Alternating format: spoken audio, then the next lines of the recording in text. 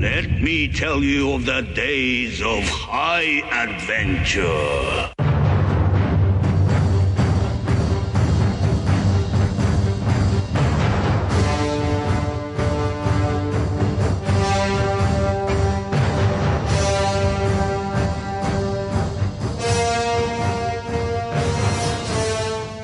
Hey, what's up? I'm John. And I'm Kevin. And this is 6 Degrees of Schwarzenegger, the podcast where we take a long, hard look at some of our favorite action movies from the era of Arnold. Schwarzenegger is the icon of the genre, and we're taking a deep dive into some of these 80s and 90s cult action movies and breaking them all the way down. Down.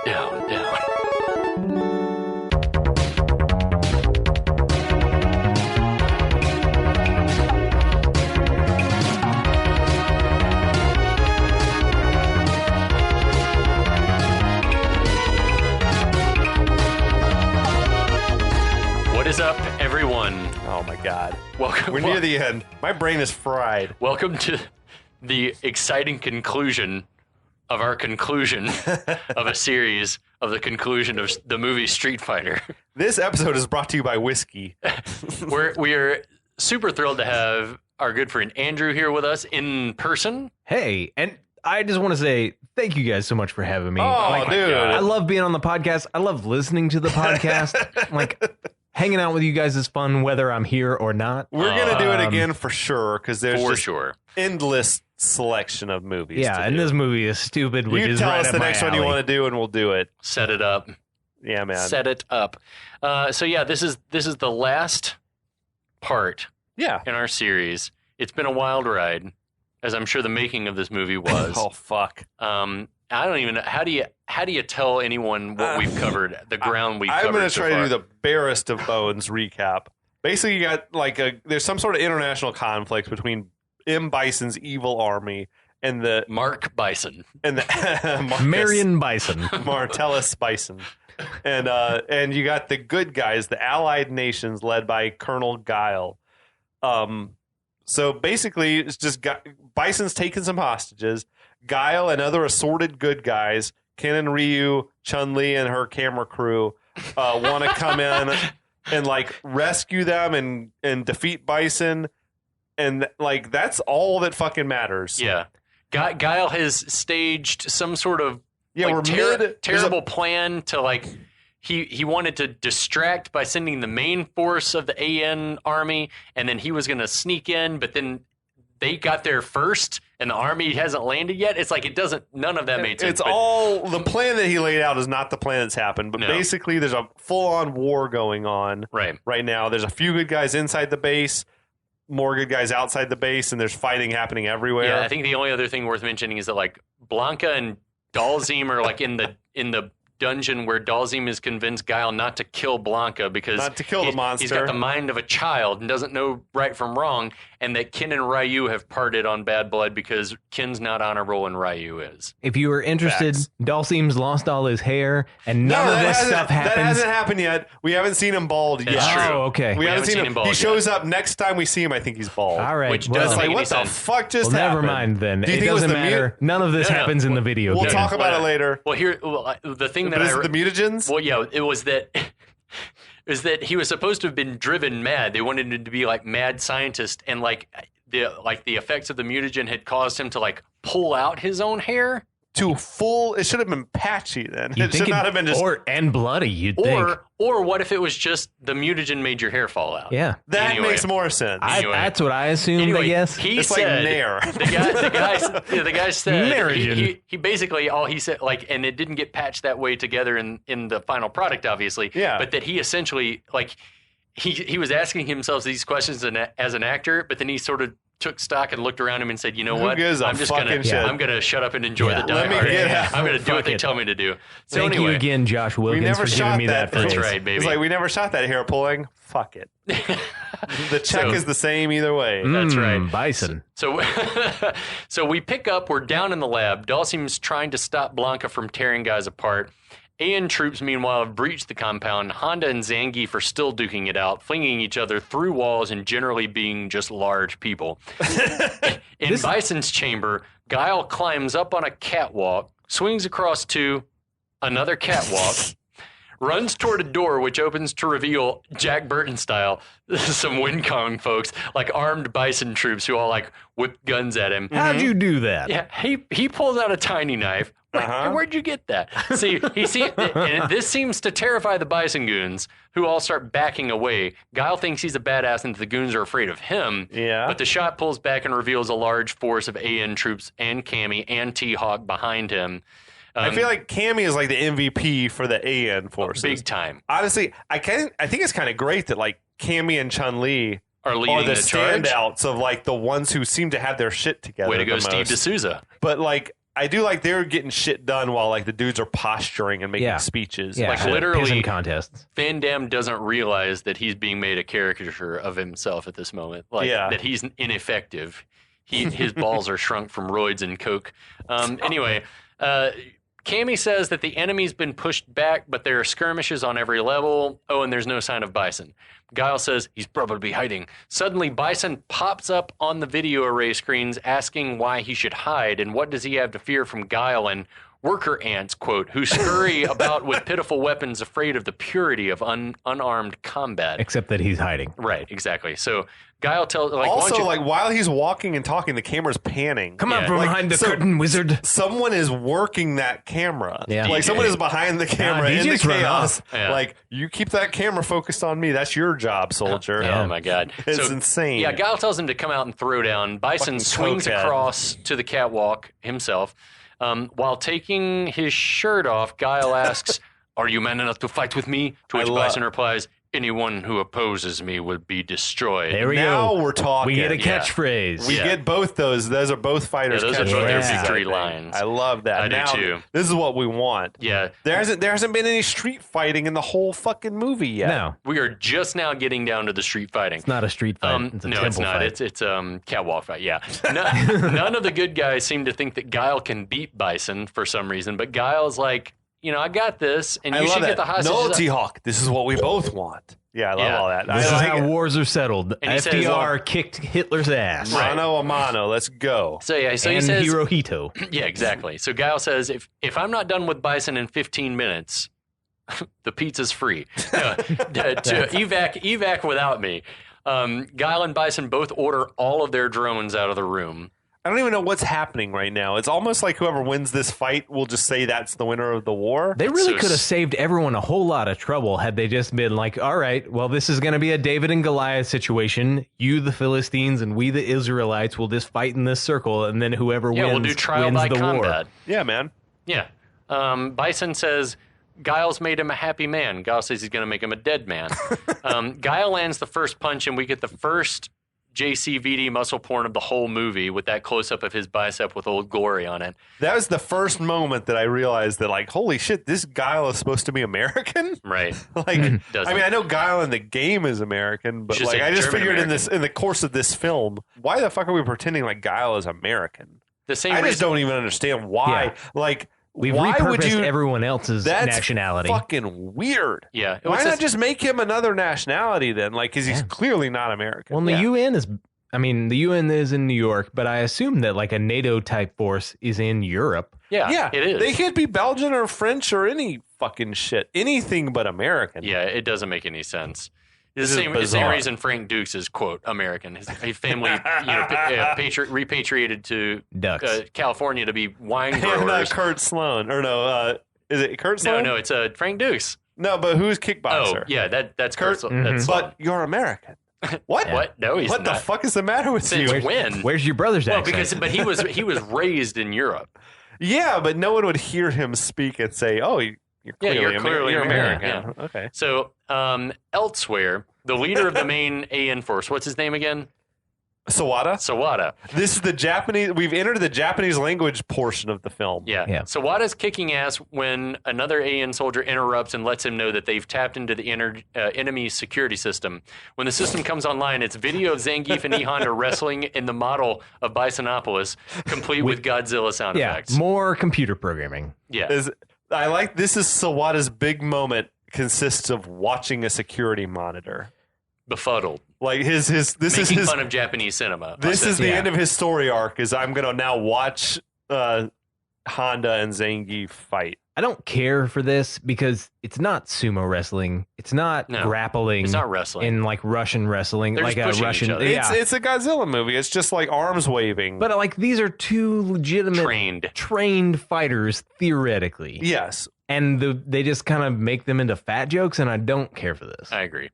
I had sort of forgotten even about the existence of this fight because so much shit's going on. Yeah. If anything, all right, they're fighting somewhere. I want Zangief to have a fucking badass like lightning bolt chest hair. No, they tried to do that. They tried to show right? it, but it didn't look good. It didn't look great. Yeah. Yeah. And so back in the command center, Guile is wailing on Bison. Bison manages to finally grab Guile, and it looks like he's going to do his thing, but instead he just flings them. By his thing, you mean just like you grab him by the throat and just squeeze. Yeah. But instead, he flings them both over the railing and onto the hover platform. I mean, that's a byproduct, though, of Raul Julia not being able to train at all, right? He couldn't actually fight, so they just had to do what they could. It's like your move is just you grab a dude by the throat, then, and you don't really have other moves. There's more back and forth, and Bison tells Guile he's going to have to do better. Guile says, "Okay," and kicks him into the giant bell, which is on Bison's level of the video Absolutely. game. Absolutely, giant bell. That was for Charlie. And then he whacks his head against, that was for my soldiers. And then he keeps whacking his head against it. Finally, Bison gets a kick in that knocks Guile off the platform, but Guile catches himself on the underside, manages to knock Bison off the platform. Now it's they're both terrible blocking. Yeah, it's like it's all of a sudden terrible. Guile's back up on the platform, and we never saw that happen. Right. The like complete series of kicks though is totally how I played Street Fighter. Like if a move was working and it was like just do the same kick over and over just again. Keep doing it until like why not? Here's what I would do with Ryu. Instead of wasting time fighting Bison like normal, I would stand in the same spot and just jump kick him every time he made an approach. And if he did Psycho Crusher, I'd fireball him. Yeah. And it's the easiest way to kill him. Beat him every time. Anyway, so now both on the ground, Guile keeps roundhouse kicking Bison. Then we get a cut to Balrog and Chun-Li. They're whipping bad guys' asses and asking where hostages are. This is the moment where Balrog has boxing gloves now. Yeah. And where they come from, we don't know. Yeah. No. And why he's wearing them. Like, that seems like a less effective way to hurt a person. You're sparing I don't know. your Grab opponents. a gun, stupid. Like, yeah. But if I'm going to hit somebody, I want to hit them with my hard knuckles, not a soft boxing glove. Agent Johnson? I can live with that. So back in the command center, Bison seems to have found some strength again because he's literally throwing Guile around. There's more back and forth again before Guile does 2 actual flash kicks from the game. Except there was no like visual effects to it. But they're still badass. He did the rowdy move. Yeah, that was awesome. This is the moment that I'm like, yes! Yeah, it was finally. It was like a flash ass. kick, finally. Yeah, and he does 2 flash kicks, and then Guile knocks Bison back into a control panel, which it seems for a moment that Bison's dead. He gets electrified. We get the shitty blue lightning, which is your jam, though. Blue lightning effects. Yeah, blue lightning rules. But I've never seen it look this bad before. It looks super They probably cheap. did it in like It was 12 rushed. minutes. Yeah, it was like, how fast can we render this?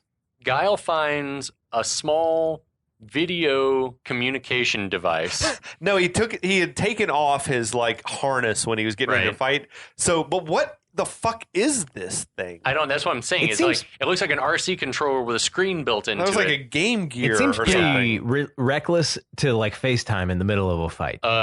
Totally agree. That's like why didn't you not check part of the that plan. He's dead. He contacts Cammy. Cammy's like, if he had been dead, it would have been like the most underwhelming death ever. She asks how everything's going. He says, I'm half dead. And she asks how Bison is. He says he's all dead. Cammy tells Guile that there are still skirmishes on every level, but the reinforcements are about to land. Meanwhile, a screen flashes on a message in the background that Bison's life support system is coming online, and it starts to administer CPR and gives him like a defibrillator. Yeah, defibrillator. And then there's like an adrenaline shot. His technology is amazing. Yeah. Bison I don't know what's up. What do you make of this turn of events of like him having all this tech built into his suit? Do you like it?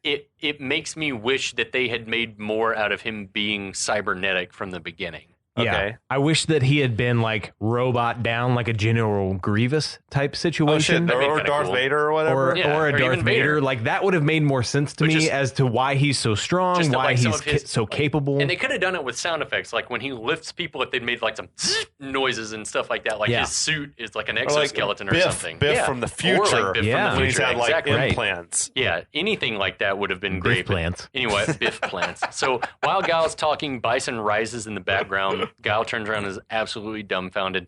Bison holds up his hands and shoots dark force lightning and blasts Guile across the room. He's the emperor. It looked fucking shitty. As I said, it's just like they had perfected those effects a decade before this, more than a decade. I mean, before perfected this. is like maybe strong, but like, yeah. And Remember how 83, good they had done that. looked better. Remember how good the lightning looked in Big Trouble? Remember how good Ooh, it yeah. looked in fucking Return Return of the Jedi. I mean, like if you slow draw it on somebody, then yeah. But if you have 15 minutes to throw something together, So you think they're just throwing it on? Oh, yeah, like I throwing think the effect so. on computer. I think it was like, fuck, we got 2 weeks before this shit's Yeah. supposed to be in theaters. Yeah. So we cut to DJ opening a safe in Bison's office. He finds a large box and flees. He's very happy about finding the box.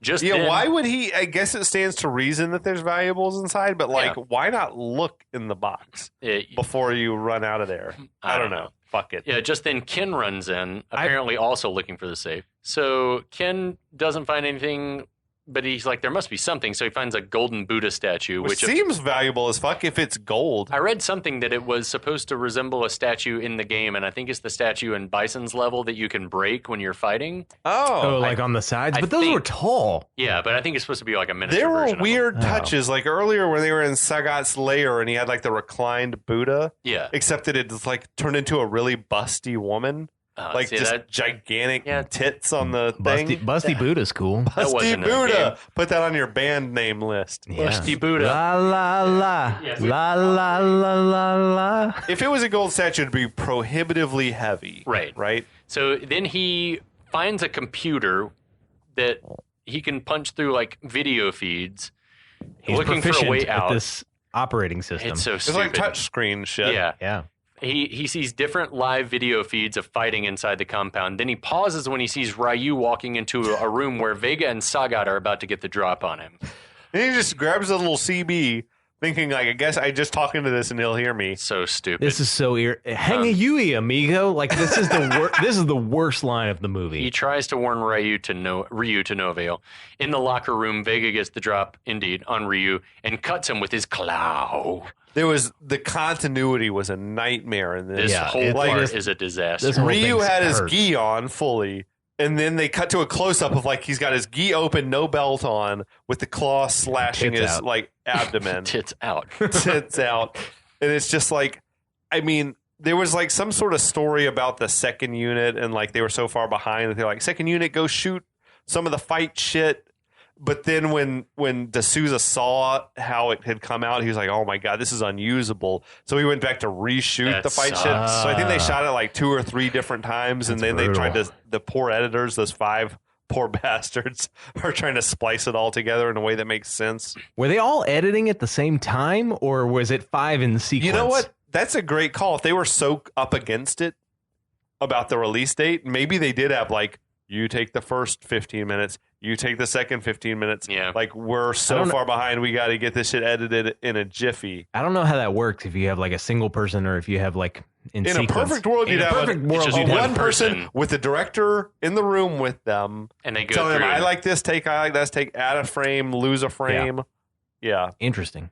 Didn't turn out like that in this movie. No. Anyway, we see that Vega has been carrying around his mask, which he Where puts did he on get to- that mask and claw from? Ass. I think that they let him. Hit it up his ass? They let him go back and get it.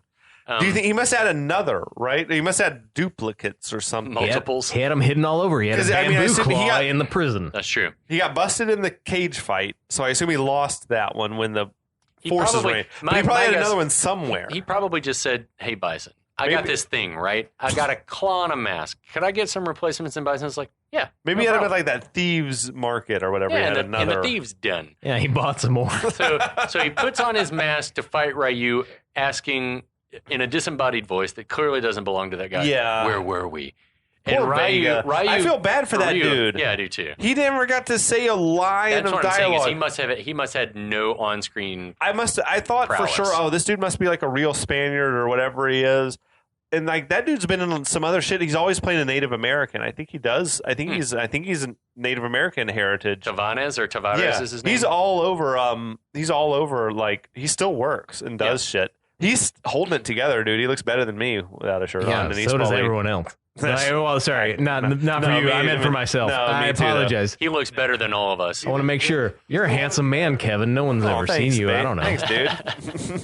Vega's been carrying around his mask this whole time, which he puts on in time to fight Ryu, asking first, once he puts it on and you can no longer see his face, where were we? And Ryu kicks him and says, you were losing. But we have to remember that they've never fought. They've never traded blows. The tank with the nukes came in. That's came in during... if only they hadn't done a 60-second countdown to the start of the fight. Yeah, they could have gotten a little fighting. They could have fought the whole fight by then. So I'm wondering if there was fight choreography that happened and they just never used it because it probably looked shitty. Yeah. That's possible as hell. Yeah. So back to Guile and Bison. Guile, laid out by Force Lightning, asks, what happened to the purity of unarmed combat? Bison says, this? You should know. It's superconductor electromagnetism. The same shit that levitates bullet trains in Japan and shit. And my hovering desk and also me. What? Yeah, then he starts to float, right? Which is at least true to the video game. His boots glow. Moderately. He floats off the ground backwards so he can build distance, so he can do his first Psycho Crusher of the movie at Guile. In slow motion. And this happened several times. Psycho Crushers. There's plenty of time for him to get out of the way. Yeah, Guile could fucking move. Just move. Well, in the game, was he powered like by science or by magic? He just, I think it's cybernetics. Like he blew fires himself across. And he'd like light you up, like you turn into a man on fire. You burst into flame. Oh, and it's kind of similar to like E Honda, who had that like flying move where he would like the headbutt thing. Yeah, the headbutt thing, and he would like fly across the screen at like super speed. It wasn't something you could like get out of the way of. This is like, I'm gonna float backwards and then kind of lazily float towards you. Like just a flying punch. I mean, just, I don't know, lay down flat on the ground.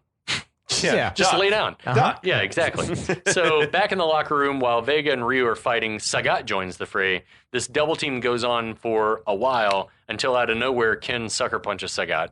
Yeah, man. Ken and Ryu get into double dragon position to take on the bad guys, but not before removing their bison paraphernalia. They rip those bison patches off, baby. Like Ryu jerks his gi off here. Ugh. Jerks the what? He jerks his gi off.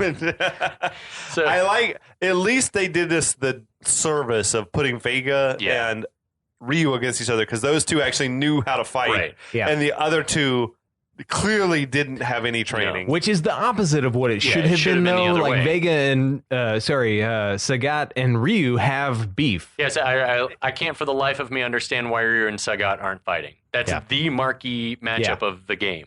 Except that poor Wes Studi never got trained to fight. No one did. Yeah. You either came already knowing how to fight, or you were going to look shitty. Yeah. And then at one point during this, Ryu does what looks like a fireless Hadouken on Vega that sends him flying across the room. Hadouken! But then they put a little quick flash of white, but they didn't. Yeah. That's it. Vega immediately does a kip up and does his patented barrel roll slash. Roll I love slash. That shit. Like, now we're seeing actual video game moves. But the Hadouken wears me out. It's not a fireball. No. And it's, that would have just been like he double palmed you to the abdomen. Yeah. It was like an up close. And if you're gonna do that, like really just buy into this is a supernatural world, and we're gonna not abide by the rules of science. That's the thing, is that like you'd think that they'd made that decision, but then in the other room, Bison's using force lightning. But Blanca's in the basement. They even they stupidly tried to explain how Bison got that superconductor electromagnetism. Yeah, like that's dumb. Don't explain it. Just let me have it. I mean, shouldn't it, at the very least, shouldn't Ryu have said Hadouken when he hit him? Yes. Like, thank you. Well, he didn't say anything. It was like, it was just terrible. It was fucking awful. Sucks. Vega tries another barrel roll, but Ryu catches the barrel his roll is an hand. inefficient fight move. It's like Obi-Wan doing the unnecessary spin movement. Ryu catches the clawed hand and forces it to touch a button that then opens the door to the locker room furnace. Which I was thinking, something very familiar about all this. Yeah. Oh, yeah. Oh, wait, because we've seen Commando. fucking Matrix and Bennett and another fucking D'Souza script having this same blocking. Yep. And it's worthwhile that there's a furnace in the locker room. Yeah, thank God there's a fucking incinerator in the locker room. Ryu pushes Vega's bemasked face toward the heat, and we hear metal sizzling on skin. That was kind of gross. Yeah. He's cooking. He's cooking. Vega kicks backward and rips the mask off, showing his now scarred face. Yeah. Meanwhile, Sagat seems to have Ken on the ropes. That's when Ken hit him with that little pathetic. Yeah, but Ken fights back and delivers the pussiest dragon punch you've ever seen. It's like lame. The actor clearly didn't even believe in it. No. Can you just do He's this? just like, uppercut. His feet never left the ground. Give me the words, man. Shoryuken. Back over to Vega and Ryu. Ryu knocks off Vega's claw and finishes him off with a hurricane kick. Yeah. But that the Half of a hurricane kick. Yeah, he's not flying. He's not flying across a screen for. He does one spin. Yeah. Man, they should have leaned into that. I know, right? shit. If you're gonna be We're campy, here to see be campy. This is a I'm movie saying, for like, fans of that video They game. Yeah. did not have the money for the effects to do any of that. I think because they They- blew it all on dumb shit like And those on spikes, cocaine. the spikes that rose up out of the ground, and They like flew- the stealth boat. They flew JCVD out of that thing. That could have been wires used for a hurricane kick. Agreed. Or for Chun-Li to flip over and like. We have the technology. Yeah. So Ken knocks Sagat out. He and Ryu roll out. Back in the command center. Roll Dude, that Bison- Ken and Sagat fight, I gotta say, was fucking hot garbage, It man. sucked. Like it was nothing good about that. And then there's the moment where like Ken leaves the statue with him, Yeah, and he's like, take this as payment. "Take this, I owe you. If I hadn't met Boo. you, I might have become you." That's a bridge too far. It's like the moment where Ken was like, "I'm gonna bail," was like there's not enough to build on to be like, I could have become you. For 2 whole minutes. Yeah. Boo. Everything was I've at stake. redeemed. Yeah. In the command center, Bison's still fighting dirty with the Force Lightning. He's talking a lot about him being a god and tells Guile it might be Dude, a good time to pray to his That god. was the good shit. We Yeah. needed that version of Bison from Act from 1. from Jump. There was some straight up biblical quotation there. He quoted the book of Luke. Well, and Yeah, he man. realizes maybe this is the moment that he realizes that he's evil and has become that. He quotes like- the Gospel of Luke while gearing up for the Psycho Crusher to end all Psycho Crushers. Yeah, I mean, for I beheld Satan as he fell from heaven like lightning. If he was going to quote anything, though, like lightning was convenient. That's what's in the Bible, I think, Yeah, too. Yeah. Well, it but is. like the line of like lightning being in there was convenient with his electricity. But like if he was going to That's where quote to anything, deliver lightning. Paradise Lost would Yeah. have been what he should have quoted because Satan is the hero of Paradise Right. Lost. Okay. Like it's weird to say that, but like as my Not when you English worship the degree, devil. my English, well, hail Satan! Hail Satan! My English degree tells me that Satan was the hero of Paradise Right. Lost. And like that was what should have been quoted, but maybe D'Souza's not into that. I don't I don't know. know. It's kind of badass for Bison to quote Jesus I before, love- before he delivers the final Fair Psycho enough. Crusher. Dude, I loved what Raul Julia was doing on all this shit. He's like, Yeah. you came here prepared to fight a man. Instead, you found a god. Yeah, no faulting Julia. Yeah. He's like, His that's the delivery Bison was- that I know from the video games. Is like, yeah, he's a god walking the earth. And we Yeah. can't also forget that Skeletor said basically that same fucking Oh, line hell in, yes. in Masters of the Universe. Well, when you get a Shakespearean type actor in there, they You gotta go bring for it. that. So right as Bison's about to deliver the Psycho Crusher to end all, at the last second, Guile does a series of JCVD's signature move, the jumping, spinning roundhouse kick. Yes. And he just does this 3 or 4 or 5 times. Just Well, they over show and it a over bunch. again. Do you think it was just one single kick though? I thought he was just was like, like- getting him off. I think that he was doing a fucking hurricane like a kick. hurricane kick, a rapid fire. Yeah, so he sends Okay. Bison flying into the TV array, which electrocutes him for good and all, and causes the room to just explode. Yeah. That's And a lot now- of cathode I rays. guess, Cathode magnets and rays. fire, CRTs have a lot of energy. They're Okay. dangerous as shit. Oh, really? and all Oh, the yeah. magnets. It occurred like on my 10th viewing. This when it finally clicked. I was like, would there be a huge fireball? Like, Maybe. off I don't of- know. I don't know. It was just like, we never questioned it. But I'm So, like, like, I don't know old- if there should have been a huge fireball. in Old this CRT moment. TVs, like the transformer that's in them, like contains a lot of power, Mhm. and like they are a shock danger. You're not supposed Oh, to wow, open okay. an old TV. It is a like kill you level of Wow. electricity that is Okay. like maintained within a CRT, and so like That makes sense. it makes sense that he would die. No, it would. I could see that. I'm just not sure about the huge like ball of flame. yeah, flame. Like what maybe is, not. that comes from like gasoline or something. That also happened when the Emperor was tossed down the shaft in the second a Death huge Star. energy Yeah. release. Yeah. Yeah, So anyway, as never Guile toss runs someone out, he down a yells, shaft. Bison, you're off the air. It happened. Anyway, Boo. whatever just happened has caused an energy field to become unstable. Yeah, whatever the fuck that means. We don't even know. They're like a meltdown is what imminent. the hell does that even mean? I don't know what the hell that means. Meanwhile, Cammy, Balrog, and Chun-Li appear to have located the door to the hostage chamber.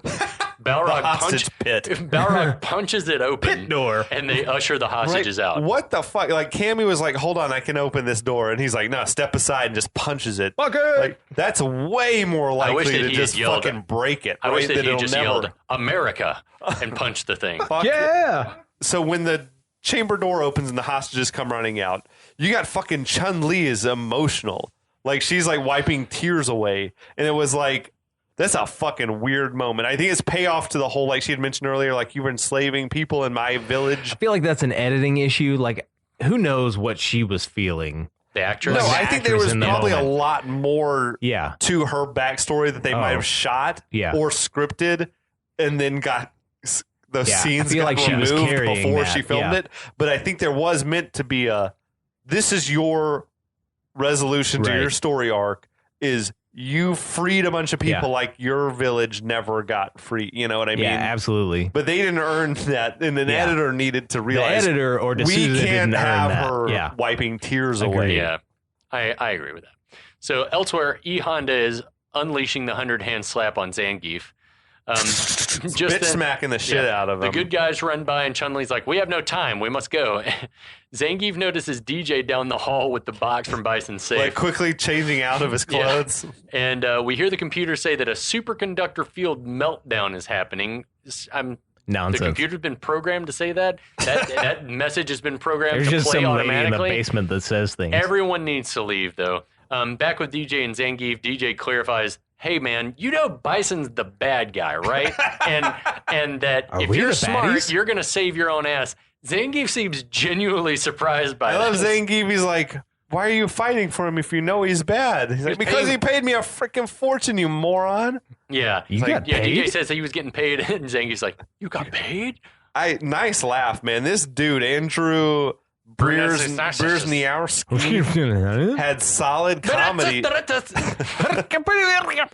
My man had solid comedy chops. Yeah, I felt good about him. He and DJ were like good comedic. Earlier when he was like, "That's beautiful." Yeah, it was awesome. He was giving. He's had a lot of moments. They're the Bebop and Rocksteady of this movie. Totally nice. Are. That's a great reference. So, cut to Guile entering the laboratory again, looking for Blanca.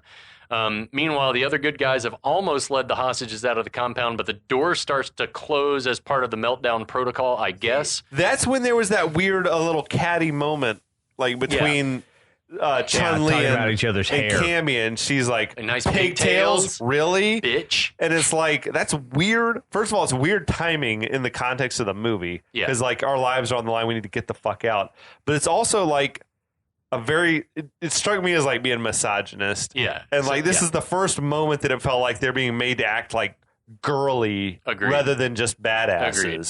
And it sort of bothered me. And If anything, I would have hoped that they would have built each other up. Yeah, I agree. Yeah, like, let's, like, girl power this shit and These whatever. men are incompetent. T-Hawk is useless. Why is he even here? You're the powerful journalist. You're the powerful, like, second in command Like, of they the could have goddamn army. high-fived and had that Yeah. fucking moment. Or, So, so the door is closing. Just before it closes, Zangief catches it and lifts it up, allowing everyone to get out. How the fuck did he get ahead of them all? He knew a back way. He must have. Yeah. He's in his undies Incredible. Yeah, he is in his Zangief costume now. Redemption for Zangief.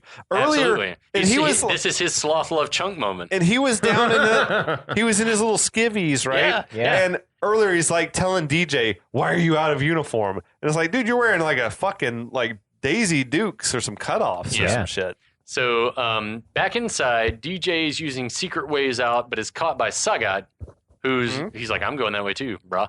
In the lab, Guile runs into Dhalsim, now bald. Now he's lost all his hair. Okay. Now bald. We don't understand but it's a pretty rough skull cap, and Blanca's there.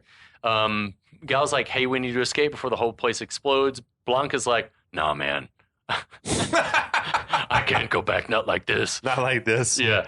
Dhalsim tells Guile, don't worry. Blanca's not going to die alone. I'll be with him to atone for my part in turning him into a monster. I don't know. I'm a monster! Oh, Buster. This is weird, where he's like, So you said you said you did nothing wrong. With good men do nothing, then evil. That's evil enough. I mean, like, it's like just got really fucking why don't philosophical. y'all just like run out and live better lives? Straight up quoting Edmund Burke. Is that right? Yeah. If good, all that is needed for evil to win, or that type shit? Yeah. I mean, I know that from Good Shaun men to do nothing. Or I know whatever. that from Shaun of the Dead, thankfully, but it's on a beer mat. But it is like this just turned. Why don't weird. you guys? You need to escape, and it's so dumb that Dhalsim's like, yeah, we're just both going to commit suicide. We're going to together. cuddle up and die. Although I guarantee you, if there had been a sequel, they would have They survived. both been in it. Yeah. The compound starts to blow up around everyone. We see the good guys minus Guile plus Zangief and the hostages outside making it down the hill. Yeah. As the clock counts down 3, 2, 1, we see Guile still inside He's running out of the right lab. in the fucking core. Yeah. Yeah. Outside, Why is he so far behind them? I don't understand. I don't know. Outside, huge explosion. Everyone thinks Guile went up with the building. We get a shot of DJ and Sagat swimming to safety with the box in the river. Mm-hmm. Then we see all Bison's troops surrendering. Did you guys note the AN troops absolutely manhandling those dudes? I thought to myself, like, they're kind of roughing them up a little bit. It was hysterical. I did not remember that, but it seems a little like overkill. Guile and AN and Bison and Shadaloo are no different. Yeah, They're that's just true. two sides of the same coin. And like we've decided that Guile is the good guy, but like he's Bison. He is Bison. Yeah. He has no good. With no He's force just, lightning. He wants to win. He's a warmonger. He is. So we come back to Sagat, now shirtless, iconic Scar showing, and DJ are on the riverside. Sagat opens up the chest to reveal Bison bucks, which he's throwing in the air, laughing hysterically, and DJ is like inconsolable. And that's crying. kind of a solid payoff, though, I thought. Like, that's the ending they deserve. DJ, I feel, is the most relatable of all the characters in this movie. He's like, I'm just here. I thought I was just taking here for the job. money. I'll do evil things for money. I don't know. We cut over to 90% of the characters from the video game hanging out with each other and mourning Guile. Zangief is not being taken into custody. Completely forgiven. I guess he's like earned his. He held the door open. I think so Cammy had she had the power to make that call. You're a useful idiot. You're on our side. Well, it is true. I like that moment where he's like, he just didn't realize he was like with the bad guys. Like a lot of Nazis didn't. Yeah.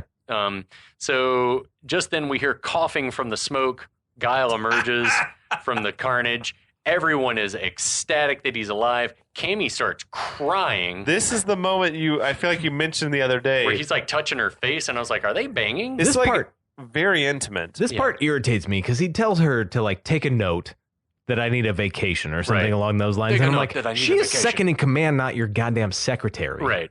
Like that treatment, again, of the women, like, drives me nuts. I agree. So we know that Van Damme and Kylie Minogue were fucking, but now do we read it that we're Guile and Cammy fucking? The relationship that I get between Kyle Guile. That's his name. That would have been good. Kyle Gooley. that Guile, and it's more like a mentor protege relationship. You don't touch your protege under the chin. I don't know, man. I assume that they were like Olympians, where if you live in the Olympic Village, it's fair game. They just give you a bajillion condoms and like just go nuts. It was uncomfortably though intimate that moment. Like you don't touch someone under the chin and raise their chin up if you're not about to kiss them. Agreed. So then, Guile then tells Ken and Ryu that they've earned their passports back, but they're like, "No, man, we're going to stick around. That's dumb. We're going to stick around and make a fortune, like pulling fast ones over the locals." Here. I mean, take your passport back and then also help rebuild. Like, why reject that? No, you're going to need the passports. Yeah, like I think that they're insinuating that we don't want to leave, we want to stay. Yeah. Well, even then, you're still going to want. But you still should at least be holding your own passport. Agreed. It's not great writing. You can still choose to stay. Steve, see us after about that one.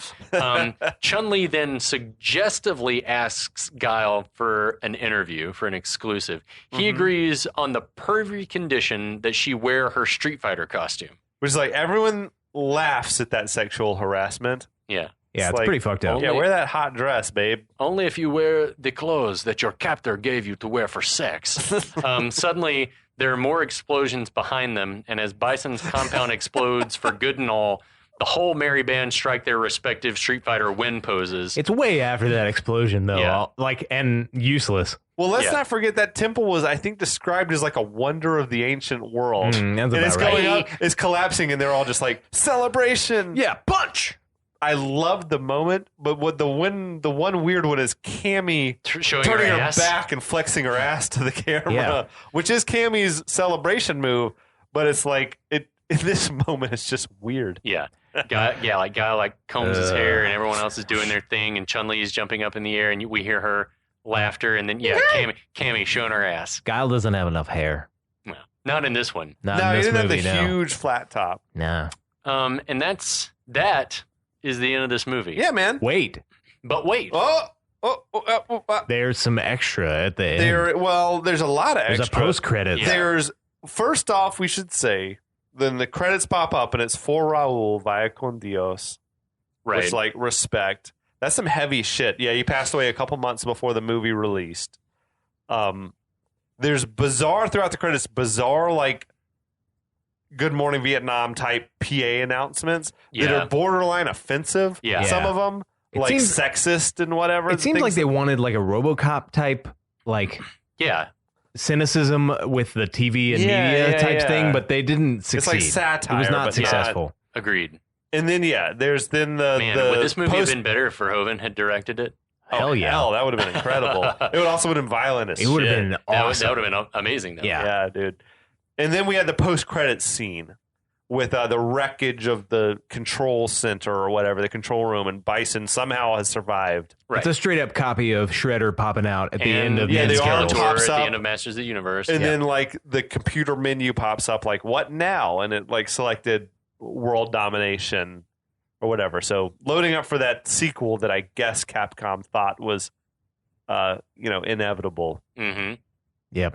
That was Street Fighter. Fail. Apparently, Van Damme had Julie. signed up for Street Fighter 2, the movie. Yeah, sure. They should have just but they- started there. Yeah, but they couldn't have... They couldn't get enough people on board to commit to it, and then the project just never got off the ground. And, Until later, years later, there was a movie I never saw, like just a Chun-Li standalone movie Yeah. that they wanted Van Damme to be in, and he was like, "I'll pass." It was a straight to video, I feel like. Yeah. Did it come to? Okay, yeah, I I've never. Straight to never seen DVD, sorry. I've never seen it. I wish they had Supposedly, started it was this somehow one. worse than this. Don't you kind of want them to make Street Fighter 2 now and kick ass?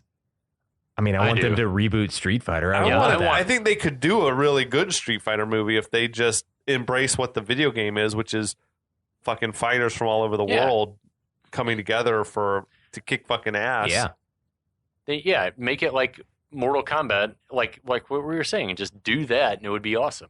And like, don't pull your punches. Like, don't make it for kids. Yeah. Make it like true to whatever the game was, which wasn't as nearly as bloody. I mean, it probably was a PG-13 game. Yeah. I mean, the game, so as a child, I think you mentioned playing this as a child. all the time. I was only allowed to play this one. We were not allowed to own Mortal Kombat Well, see, for because this- Mortal they Kombat didn't even have had Mortal blood. Kombat for For the- Sega, right? I think they They did. did. No, the one for Sega had blood. The one for Super Nintendo they made where there was no blood unless you played it with a code. We're and then talking the blood- about Mortal Kombat? Mortal Kombat. Yeah. Oh, shit. Yeah. So Mortal Kombat was just as violent as the arcade game. And The Mortal Kombat for Super Nintendo, they edited out all the blood and turned it into like Then sweat. maybe and my shit. parents were like holding out on me and just not giving me Mortal Maybe. Kombat. I'm sure they were. And as a child, like I wasn't smart enough or aware enough to realize that the like console versions were like not as good as the arcade versions. I thought I was playing an identical thing, but Right. like they're Yeah, yeah. not as capable as a full arcade Was it machine. fewer bits? Was it like, were arcade games more than 16-bit? I don't know if it Or was was it like, just it had I don't more know how computing much power? I don't know how much bits played into it. I don't know enough about like computers or science, but like Science. Same girl. both. But like I know that like I mean I think about the like Ninja Turtles game. The arcade version of Ninja Turtles was like way more powerful Yeah. than the version that I had on my NES at home. Yeah. But I didn't know the difference. I thought Yeah, they the were the Ninja same Turtle game. arcade game for regular NES was badass. Yeah, I love plot wise, that I shit. felt like it was good. Yeah, it was fantastic. It was a lot of fun to play. We should So- talk, I guess, about Yeah, we should. the film's troubled. Yeah, so this movie was made for $35 million. It's pretty high. 8 million of that was for Van Damme Right. alone. Right. Took That's in dumb. nearly 100 million worldwide. Right. It was a success globally. And I mean, it I think it basically sort of broke failed. even. It sort of broke failed even in here. America. You would hope. 33 million domestic, and then 66 whatever worldwide. So the non-English speaking audience was more forgiving, probably, of as always. how weird this is. Yeah. Like you said, JCVD took in $8 million of the budget. He had what some might refer to as a bad drug problem. I read it was like a $10,000 a day cocaine habit. Oh my God. That's what I'm saying. I don't know how much cocaine costs or how much that is, how much that equates to, but it seems like a lot. $1,000 a day. $10,000. $10,000 a day is a shit ton of cocaine. Like a mountain of cocaine a day. Yeah.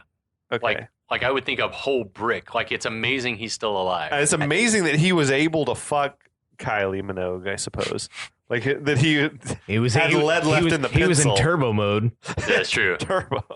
Sonic boom. Do you think he said that shit? No, he never played the game. But he finished that way.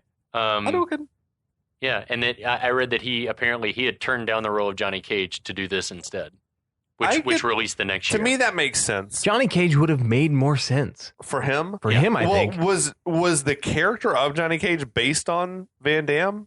Is that the rumor? That's a good question. I don't know. The character of Johnny Cage was a film actor who wanted to prove that he was actually capable of doing martial arts. That was the plot line from Mortal Kombat for Johnny Cage. I tell myself that if they had pitched that to Van Damme as but it's an ensemble piece. Yeah. And he was like, well, I want to be the star. And the Street Fighter people were willing though to say, yeah, it was an ensemble piece, but clearly Van Damme was the leading man. Because Mortal Kombat made Liu Kang the leading man, right? Right. There was kind of a group. There was he's Liu Kang, I don't want to share the spotlight. Johnny Cage, Sonya Blade. They were a bunch of them were in it. Yeah, sure. But Liu Kang was and Raiden, the hero. Yeah, they were the heroes. Is Lambert as Raiden? Yeah, so stupid. Make him a white dude. Yeah, make him a white guy. And that was their star power, I feel for the movie. He's an older version of JCVD, in my opinion. Well, was Lambert? He a legit martial artist? No, I'm just thinking Highlander-wise, he's supposed to be playing an American, but he's got this weird accent. Yeah. I want to talk about this fucking movie. The story goes that D'Souza was basically asked, do you have any interest in writing a Street Fighter movie? And he's like, fuck yeah. And they said, okay, cool. Well, you're meeting Capcom tomorrow. So come up with an idea overnight. They gave him some materials from Capcom. He looked them over, trying to figure out how do you make this story with a cast that's completely international, and Guile has got to be the main character. One of my least favorite characters has to be the main character. Boo. I don't know why that Capcom decided that. Although I think it's because they had cast Van Damme already. He couldn't be Ryu. He couldn't be anyone else. He could have been Ken. Maybe. I guess, but you could never have Ken be the lead character. Yeah, that would have sucked. He's secondary by design. Yeah, he is Ryu's sidekick at best. Yeah. Right. So he studied those materials. He's like, maybe if we did an international sort of G.I. Joe type thing, it would make sense that all these international combat soldiers are in the same place or whatever. He also didn't want to do a fighting tournament movie for whatever reason. I think he said he felt like there was just plenty of those that had been done already. Wrong. So he wrote sort of a G.I. Joe style thing. And when he pitched that idea to Capcom, they were like, fucking great. That's the direction we wanted to go Let's sell some toys. Yeah, exactly. So because they had already had big plans to expand that franchise from video games to action figures and vehicles and cartoons, whatever the fuck else, more movies, clothes. And Capcom had a deal in place already with Hasbro that they were going to have the movie out by Christmas of the next year. Yeah. Or whatever. Yeah, the D'Souza wanted more time. They're like, no, man, we got to have this done by Christmas. But I think D'Souza realized I got him over a barrel here. So I'll say, yes, I'll write your movie, but I demand to be the director also. Ooh. And they were like, yeah, sure. So D'Souza delivered a draft with 7 characters only. It was 7 of the named fighters, whatever. Sure. Capcom wanted all the characters in the movie, but D'Souza, I think, initially convinced them that 7 characters is the max you can have and still allow everyone to have ample screen time. Well, and 8 was the total of the first. Street Fighter 1 had 8. Right. Sorry. I think he told him, look at Magnificent 7, 7 Samurai, 7 Duel. That's just sort of, if it's all new characters to an audience, that's the most you can latch on to in your brain. So they went along with that, and then later we're like, we'd add 2 more characters for us. and he like agreed, and then they're like, okay, well, we want 2 more, and then we want 2 more, until everyone but fucking Fei Long was in the flick. So dumb. Every client ever. Like, Yeah, I was about to say that sounds very familiar. Been there, done that. but it's like those characters of like Vega and Balrog, DJ, T-Hawk, they had nothing to do in this movie. Nope. It was just sort of like, I'll put them in, but I got nothing for them. I feel like it's pretty clear who those original 8 were. It had to be like Ken and Ryu, Guile, Chun-Li, Bison, Sagat is 6. Cammy. Yeah. You think Cammy was in originally? Oh, no, I bet she was toward the I bet end. she was a late ad. We talked about like maybe she was a late ad with like That's just true. magazine Cast casting. until I think that whatever the role of T-Hawk and Cammy was one person that they were like, no man, you got to make that 2 characters. It could have been one sidekick One of character those. for him, Yeah. and then maybe Vega, I bet Vega stayed as the Street Fighter, or like he we had want Dhalsim or something. But Dhalsim and Blanca. that felt I like guess, are the that last felt 2. tacked on. Yeah, I don't know. To me. At any rate, it was a fucking hot mess. But I think D'Souza was sort of caught up in it. He couldn't say no. How much did D'Souza make for this movie that he could then be like, take a break? I'm not going to work for a little while longer. I don't know. It could not have been enough. Yeah. But as I think we've mentioned in previous episodes, like Capcom then also wanted a Japanese star in a featured role. They wanted that dude. They wanted the same actor who played Sawada to play Ryu. What? And I think that he could barely speak English, right? Yo, like I think every bit of his dialogue was overdubbed. He struggled by someone else. So I think D'Souza was telling him like, "Look, that's not going to work, guys." And they're like, "Well, we demand this actor be in there." So they created the character insane. of Sawada. That is had absolutely insane. They had so many opportunities to cast Japanese characters in Japanese roles based on the game, and they just chose not to use them for any of them. It's bizarre, but that character Sawada went on to like I mentioned, like he'd have roles in like future cartoons, and he was in that one game based on the movie, or whatever. The game, the game based on the movie, based on the game. Supposedly, though, like D'Souza kept rewriting the script over and over until it like had no resemblance to his original idea anymore. That's a shame. Sounds I know. about I'd right. be curious to know how, like, what the original one was like. I bet it had to be more tolerable. Give us the D'Souza cut. Oh shit! Hell yeah! It's amazing. And production fell like then far behind schedule, like immediately, due in no small part to Van Damme's cocaine habit and his like being and sick. Thailand. Well, he like wouldn't come on set. They'd be like, Right. "I won't appear on set until I'm ready." He'd only come in Kylie Minogue. Oh Ooh. shit! Zinger! Cut Damn that. it! I wonder if she regrets that. I bet. Maybe, I don't know. You know, sometimes hopefully you come away from experiences and just be like, you know what, that was a moment in my life, and they may have liked each other a whole lot, and it was fine. Maybe that song was all about him. I just can't get you out of my head. Awesome. It may have been just very amicable and whatever, and then they were like, "All right, movie's over. See you later. Bye." Well, the other elephant in the room was like you had Raul Julia and failing health. Yeah, I think as we've also mentioned, like you had the plan of we'll get him on set, we'll shoot all the combat scenes at the very end, and we had a chance to train people up. But I think then once Raul showed up, and they realized, oh, he's kind of rough, and he's only going to get rougher as we go along. We have to bump all the fighting up to shoot at the very beginning. Yeah, And it's like, so now you have dudes who haven't even been trained right. to fight. I don't know. But production was a fucking disaster. Like Van Damme and his $10,000 a day cocaine habit, they gave him a handler to try to keep him out of trouble, and it said the handler developed a cocaine problem. Yeah. Oh my god. That's fucking amazing, dude. Also, yeah, he's banging Kylie Minogue all over the place. Who apparently she was well liked on set from what I read. I think she was a hard ass worker. She seems lovable. Yeah. And she like delivered a really like Cammy, I feel like was a tacked on character, and she made it feel like an important character. Yeah, and her Agreed. performance was good. Like, I was surprised. Yeah, I'm like I was stunned. Apparently, others in the cast and crew had like been running wild with Thai hookers. Like I read that too. They like couldn't get anyone on schedule because people would just disappear. everyone was late, and like they I were got an keeping appointment. these massage parlors were like running around the clock or whatever. It's fucking crazy. But yeah, supposedly on day 10 of production, they were 6 days behind already. hell. That didn't take long. Like, oh my god!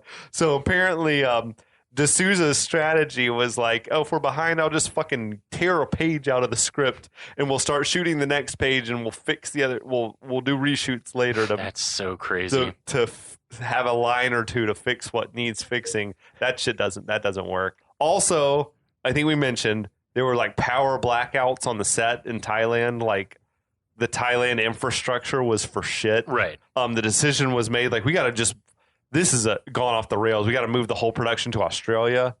So I think they packed up everything and moved to Australia. It's bonkers. And that's why some of the sets look different Always. in other scenes than whatever. But the second unit also, as I mentioned, was like shooting fight scenes on the side. And like, then I think D'Souza saw it and was like, where's all the fucking video game moves? And the second unit director is like, oh yeah, those just didn't look realistic, so I didn't shoot them. So he's like, but it's not realistic. It's a fucking video game. You had one job. I mean, I guess that's a consequence of being an early video game movie. Right. That like it doesn't make a lot of sense for these people. They want it to seem realistic. Well, you get some quite coordinators who are used to trying to make it look hyper realistic. And it's pre-Matrix, it's pre Crouching Tiger, and so like the concern being that like if it's not realistic enough, like I get that a little bit, but also like you're making a movie based on something fucking bonkers. So like just it's a cartoon. Go all in. You're making a cartoon. What I had seen was that at the end they had like 20 pages of things that needed to be reshot, and they gave them 3 days in Vancouver to reshoot as much as they could. Boo. It's like, oh boy. I can't even imagine. imagine. The finished product is a fucking hot mess. Why did they give them Vancouver as the location? I don't know, man, because it's better cheap. Weather. Whatever. They have studios, but Canada. Then the MPAA got involved. Ooh. Right? With ratings. And said, like, they got a hold of it. They said, whoa, there's way too much blood and violence in this movie. This is an R. You know, I think the studio needed a PG-13, though. Yeah. I think there had just been like a school shooting or something, and the MPAA was like, whoa, this is like a kid's movie? Like, this is way too violent for a kid's movie in the wake of a school shooting. So this is an R. Every moment is the wake of a school shooting in the United States. You're welcome. Oh, fuck, yeah. It was different in 94. Now That's it's dark, like... sorry. It's true. It's accurate. So the version that D'Souza tells is that they started chopping out action and violence and blood and guts and bad language Street fights. over and over again. And the MPA kept saying it's an R, until finally they turned in a version, and then the MPA was like, okay, it's a G. And they were like, wait, what? That's we what skipped a step. Yeah. That's what D'Souza says. I don't know. Maybe they cut out the extended Guile Minogue sex scene. Shit. But he says, like, well, fuck, a G rating is like, that's as bad as an R. Like, kids aren't going to want to come and, like, the fans of the video game aren't going to want to see a G-rated Street Fighter movie. So his version is that they went and added back in that scene of Van Damme saying, like, 4 years of ROTC for this shit. Like, and that got him back up to a PG-13. That's but insanity. There was a whole lot of other stuff, bad language and, like, anytime, dickhead. Or people being like, executed. So this was given a PG-13? This was released as a PG-13. Okay. Yeah. I mean, I must have only seen... I feel like I saw this in the theater, but maybe my parents were with me because I was 9 when this movie came out. So I was like 12. I would not have been able to go by myself to I think this I went movie. with maybe a dad and several friends Okay. type situation. Maybe that makes sense. Because I'd seen a PG-13 movie. It was just like a vetted movie. And I don't know that I even buy that story because there was so much other PG-13 material in the film. So either D'Souza exaggerates or maybe they added more back in. Sure. After they were like, well, now that we've got our PG-13, can we add in some more bad language? And Some of both, maybe. whatever. Who knows? Also, I should have mentioned this earlier. This shit was confusing as hell to Japanese audiences. Oh, yeah. Because in the Japanese version of Street Fighter, the character known as M. Bison by us was called Vega, right? Yep. The character that we know as Vega was Balrog in their games, and the character that we know as Balrog was Mike Bison in Japan. like the boxer Mike Tyson, I feel like I read somewhere. Okay. And they changed it for Western release of the game because they felt like Mike Tyson would sue them because the character is clearly a ripoff of Mike Tyson. Mm-hmm. And if he's just Mike Bison, then whatever. But when this came to Japan, the audiences are like, what the fuck is going on right now? Who are these people? wait, Bison is the I don't understand anything anymore. My whole world's been turned upside down. This is just spinning star kick. It's a fucking train wreck of everything about it. I feel like was a fucking wreck, man.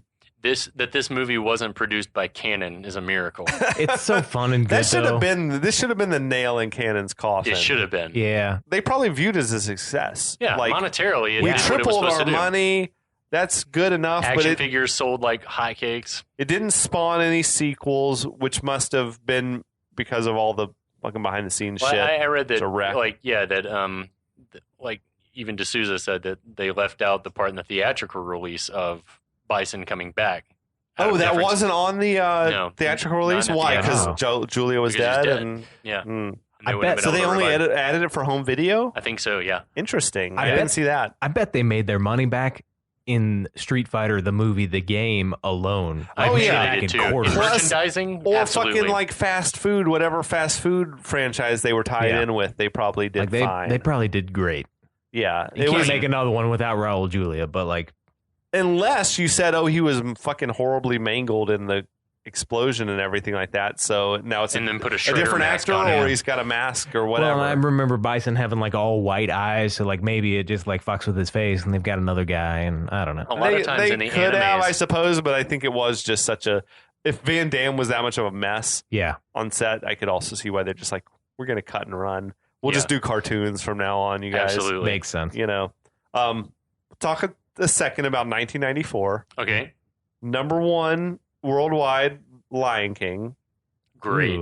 Made nearly $1 billion, which is like, that's 10 fucking that's 1/20 Street of what Bison won. Right? Number 2 that year was Forrest Gump. Mm-hmm. Best picture winner, Forrest Gump. Yeah. Number 3 globally was True Lies. Our boy Arnold, baby. Love it. Number 4, The Flintstones. That movie sucked. I never have seen it. I'm sure it's terrible. John Goodman, Rick awful. Moranis, Rosie O'Donnell, Elizabeth Perkins, and Rosie O'Donnell. Yeah, fuck all that. Love Elizabeth Perkins. If you're listening, I love you. It hurt. And then The Mask and Speed were the next highest. A couple of R-rated action movies. Those were really fucking good. I loved The Mask.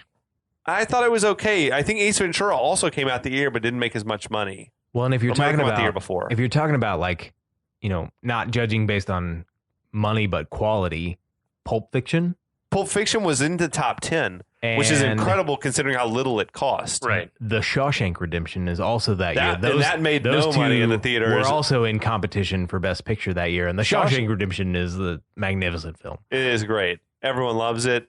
It made no money in theaters. I think it discovered its life on cable television. Yeah. It absolutely did, which is a shame. Like I don't understand. They just must not have done a shit job of marketing it. Other movies that we should mention that came out in 94, Junior.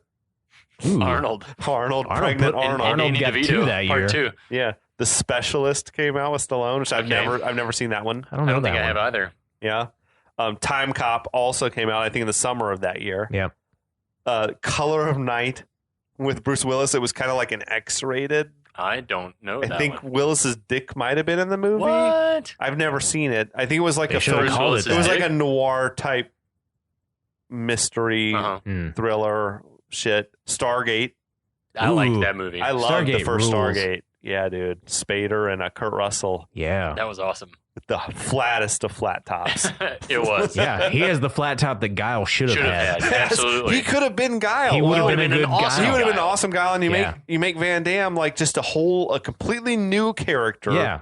He could have been Charlie. Or it just could have been Sawada. Like, he's the new guy, because you almost need a fish out of water Yeah. to have the Makes sense. exposition. Like, you need a Neo. Yeah, Or someone who doesn't really know what's going on. He could have been Bison. Ooh.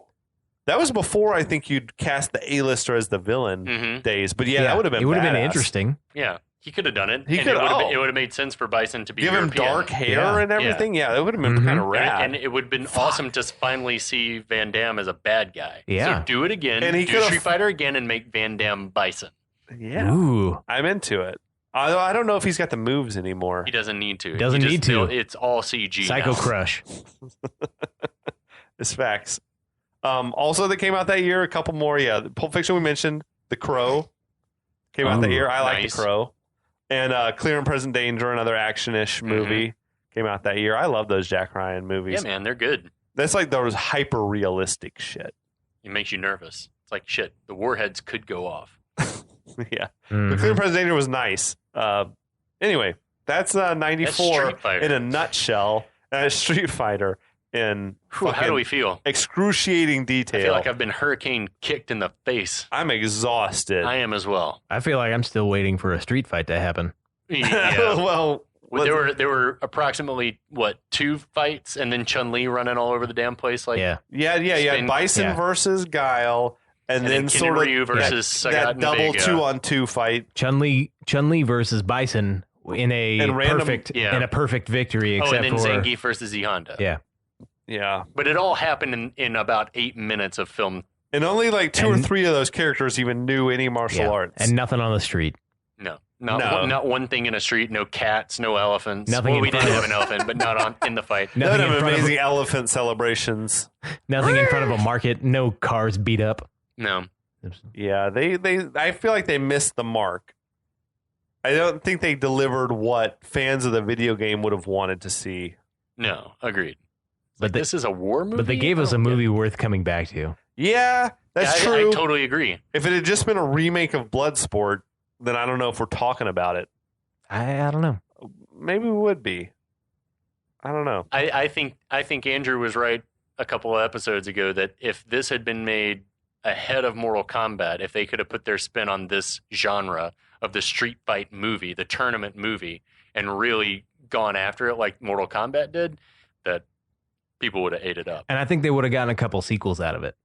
Yeah, Definitely, because Like- then you just add more characters, more like yeah. Or the like- prequel, the Alpha. Yeah. Like Well, where they bring fucked in. up was trying to have every fucking character Yeah. in this one Yeah. movie. If Marvel has taught us nothing, and I know a lot of people love Marvel, and some of them are really fun. It's like I can't concentrate. There's so many people in this movie. Yeah. And Yeah. you're only in it for 10 seconds, and Yeah. I don't fucking care. Like, Yeah, Marvel taught us introduce them one at a time and then bring them all together at the end. right. Which was what D'Souza wanted to do. So Right. credit to D'Souza. He If knew they what had was just kept the core characters in this and maybe you even kill a couple off and then say all the DJs and camis and shit, those can come in the sequel. Yeah. Because it's overwhelming. Mhm. If you were going to see this movie and you didn't know shit about the video games, you would have been really lost. Mhm. Yeah. Like Yeah. imagine that if you just went in cold and you're like, what the fuck is happening? I feel like I'm in a fucking fever dream. Why are these guys wearing Darth Vader helmets? Why is no one now this guy's flying? Where the hell is Shadaloo? Yeah, it's just all sorts of weird. Yeah, Weird it's out on of weird control. on weird. Anyway, that's That Street was it, Fighter. man. Holy fucking shit. Good. We night. did it. We did it. I didn't think we could. I've been psycho crushed. Andrew, we got a t-shirt for you in the other room. It says I came to Atlanta for this. Yeah. Yeah, but it was after an excellent pub crawl yesterday that we Oh, enjoyed. hell And yeah. Again, I'm very grateful to have been on the podcast. I look forward to listening to these. I listen to God damn it. I listen to all of them.